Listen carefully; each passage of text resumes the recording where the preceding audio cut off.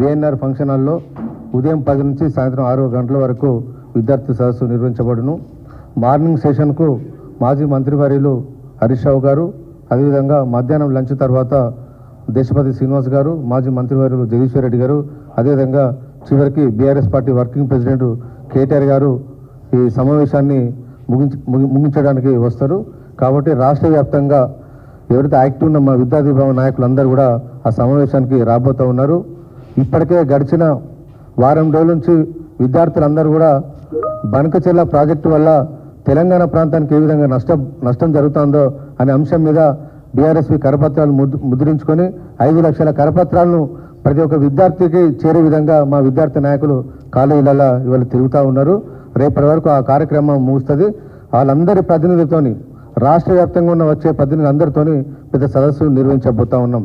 ఇవాళ కాంగ్రెస్ ప్రభుత్వం వచ్చిన తర్వాత కేసీఆర్ గారు కాళేశ్వరం ప్రాజెక్టు నిర్మించి తెలంగాణ రైతాంగానికి నీళ్లు అందిస్తే, ఇవాళ రేవంత్ రెడ్డి ప్రభుత్వం వచ్చిన తర్వాత కాళేశ్వరం ప్రాజెక్టును ఎండబెట్టి ఇవాళ నీళ్ళన్నీ పోలవరం మీదుగా బనకచెర్ల ప్రాజెక్టు నిర్మించడానికి ఇవాళ ఆంధ్రప్రదేశ్ ప్రభుత్వం పన్నుతున్న కుట్రలో భాగంగా ఇవాళ రేవంత్ రెడ్డి గారు ఇవాళ పావుగా మారారు. కాబట్టి భవిష్యత్తులో తెలంగాణకు చాలా తీవ్రమైన నష్టం జరగబోతున్నాయి. కాబట్టి దానికోసం ఇవాళ విద్యార్థులందరూ కూడా జంబు సైరన్ ఉది ఇవాళ ప్రతి కాలేజీ కూడా ఇవాళ తిరుగుతూ ఉన్నారు.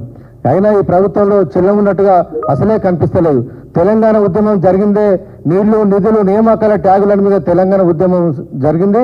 కేసీఆర్ గారి నాయకత్వంలో వివిధ వర్గాల ప్రజలందరూ కూడా తెలంగాణ రాష్ట్రం కోసం కొట్లాడి ఇవాళ తెలంగాణ తెస్తే, ఇవాళ కాంగ్రెస్ ప్రభుత్వం వచ్చిన తర్వాత ఇవాళ తెలంగాణ నీళ్లను ఆంధ్రకు దోచిపెట్టే విధంగా ఇవాళ ముఖ్యమంత్రి గారు వ్యవహరిస్తూ ఉన్నారు. బీఆర్ఎస్ పార్టీ నుంచి ఎంత తీవ్రంగా ప్రొటెస్ట్ చేసినా పీపీటీ తెలంగాణ భవన్లో పెట్టినా కూడా ఈ ప్రభుత్వంలో చెల్లం వచ్చినట్టుగా కనిపిస్తలేదు. ఇలాగనే చూస్తూ ఊరుకుంటే భవిష్యత్ తరాలు తెలంగాణలో గోదావరి నది మీద హక్కులు కోల్పోయే అవకాశం ఉంటుంది.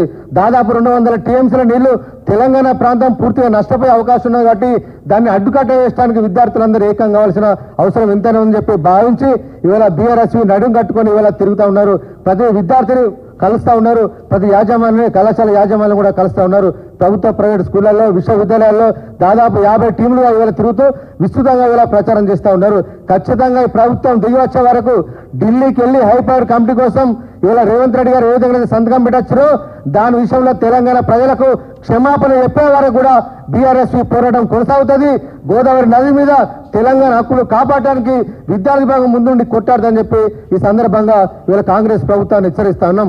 అందులో భాగంగా సదస్సు నిర్వహిస్తాం. సదస్సు తర్వాత మరిన్ని కార్యక్రమాలు తీసుకుంటాం. ఈ ప్రభుత్వం మెడల్ వంచే వరకు కూడా అటు ఢిల్లీని ఇటు కాంగ్రెస్ రేవంత్ రెడ్డి ప్రభుత్వాన్ని ఇద్దరు మెడల్ వంచడానికి మేము ప్రయత్నం చేస్తాం. ఎందుకంటే ఇవాళ నరేంద్ర మోడీ గారు చంద్రబాబు నాయుడు ఏ పని చెప్తే ఇవాళ నరేంద్ర మోడీ గారు ఆ పని చేస్తూ ఉన్నారు.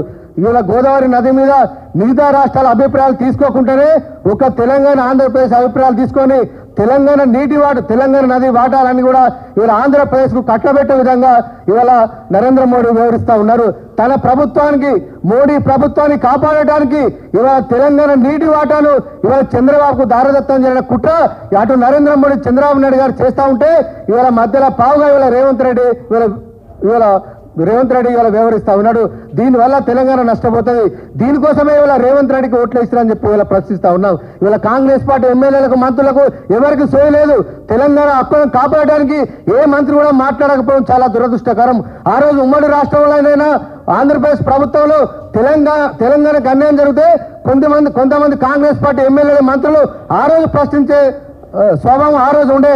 కానీ ఇప్పుడున్న ఎమ్మెల్యేలు, మంత్రులు మాత్రం ఇవాళ రేవంత్ రెడ్డి ఏదంటే ఇవాళ ఎమ్మెల్యేలు కూడా అదే అంటారు. దీనివల్ల తెలంగాణ నష్టపోతుంది. కాబట్టి ఖచ్చితంగా విద్యార్థులందరినీ చైతన్యం చేస్తాం. ఈ బనకచెర్ల ప్రాజెక్టును అడ్డుకునేవారు కూడా మేమందరం పోరాటం చేస్తాం. కాబట్టి ఈ పోరాటంలో అన్ని విద్యార్థి సంఘాలు, పార్టీలకు అతీతంగా, సంఘాలకు అతీతంగా మాతో కలిసి రావాలని చెప్పి ఈ సందర్భంగా అందరినీ ఇవాళ కోరుతా ఉన్నాం. ఇప్పుడు మాజీ విద్యార్థి నాయకుడు, మాజీ ఎమ్మెల్యే